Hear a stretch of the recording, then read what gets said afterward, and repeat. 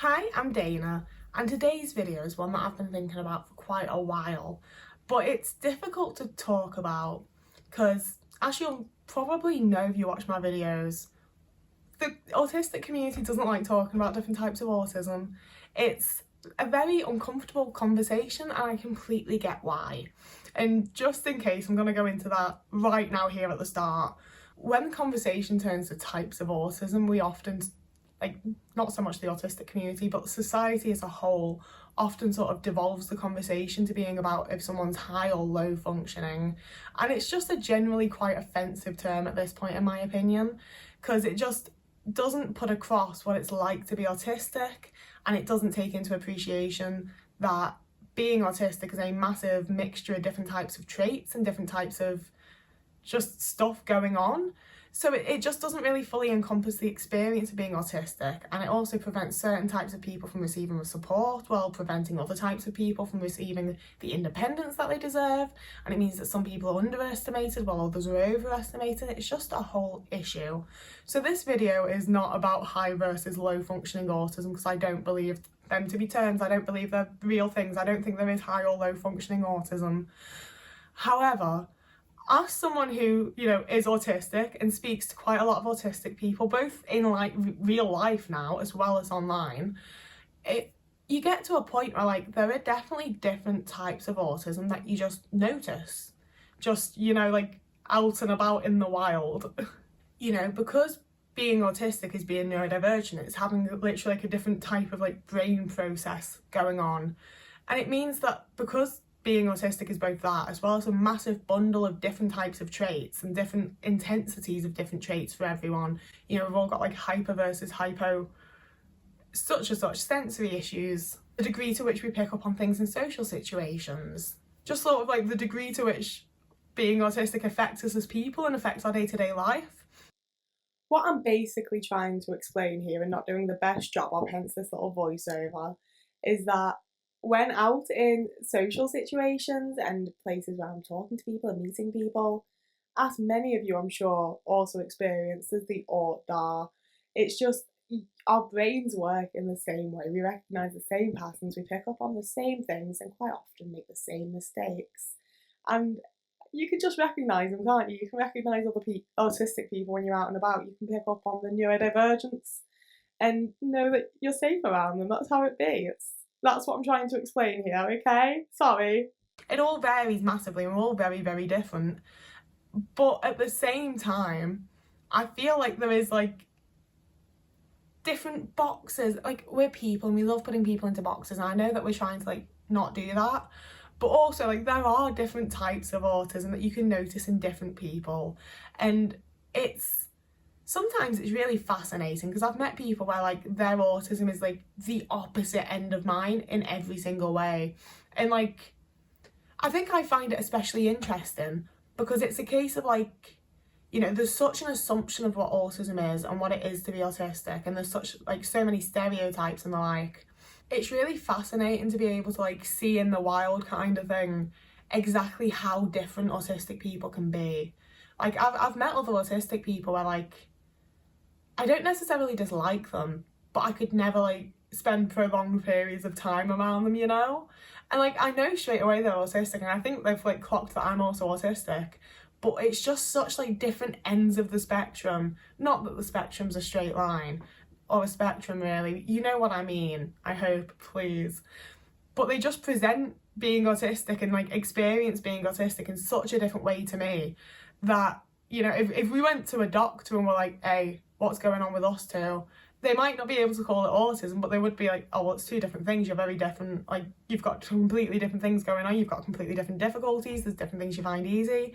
They're clearly not the same thing, and yet they are. And for me personally, a lot of the time, I just find it sort of interesting and fun. I just think it's something that's kind of fascinating. I think that it's really cool that it fully shows all autistic people are different people. There is a massive amount of diversity to us, but at the same time, people are always going to fit into different little boxes. I'm calling it boxes in a negative way, but it's more so we're always going to find the people that are similar to us. We're always going to seek out community and want to have people around us that are similar to us, that think in the way that we do, that feel comfortable to be around. And I feel like perhaps autistic people are more clearly similar than a lot of neurotypical people are. You, or maybe it's just that I notice it more because they're more similar to me. I don't know.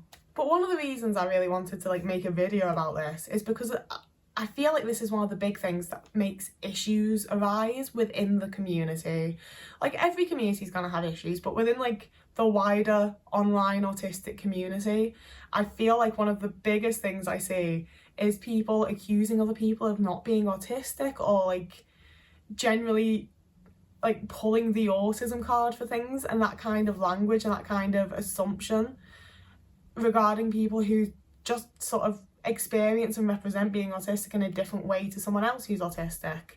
And you know, like we're autistic, so we've got a lot of black and white thinking, and it can devolve into a whole like, just you're not autistic because you don't do this thing that they do, and you haven't lived through this thing that they lived through, and they're definitely autistic, so that means you're not autistic, when it's just such an opposite end of the spectrum. You know, like I've been told that I'm not autistic because I experience empathy, and it's like, you know, it's just that I experience like way too much of it a lot of the time. I'm just on the opposite end of things to a lot of other autistic people. I don't think it is a lot of other autistic people. I think there's a pretty even split of us there.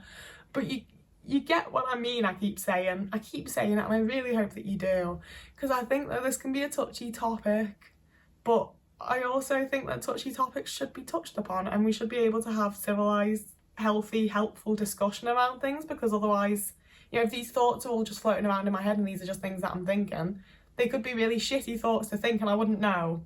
Whereas if I make a video about it, you can cancel me and then I know. And the final issue that I have with it is that I do think that it's one of the things that's preventing a lot of us from accessing the support that we might require. And for a lot of people, I think it's probably also preventing them from getting a diagnosis. Like, I've met quite a few people where I'm like, I'm absolutely certain that this person's autistic, but their autism doesn't represent in a way where it's like in deficits, which is how medical professionals like to sort of judge and diagnose and assess us. So if they're not lacking in like social etiquette, if they can work, if they can like live a generally normal, happy life, they haven't got these deficits that are required to receive the diagnosis. So, you know, that's fine while they're having the good time and while they're living the nice, happy life and things are going well. But like if you hit burnout or something, you're kind of fucked. And especially so when you consider that the support isn't really there for people that lie on the middle ground. Or when you consider that for a lot of us, like there's no support for being autistic because we don't represent in a certain way, you know? So I again didn't really make my point very well here, so I'm doing a little voiceover, a freeze frame, where I look absolutely fantastic, just for the record. But what I'm actually trying to say is just that by assuming that autistic people are a certain way, by not accepting that there are different types of autism and different types of it representing, different ways for it to represent, we're blocking out like an entire part of the community from getting any sort of support or diagnosis or even really knowing that they're autistic. Like for me personally, a lot of the support in my area is aimed at children and families anyway, so it's entirely useless to me. But further so, when I've gone to like autism groups, they're just very, very different autistic people to me. You know, they're just very different people in general. And they might be nice and I might be able to get on with them, but it's not the community that I'm looking for, the support that I want. You know, I want to be supported by people like me, people that I can relate to.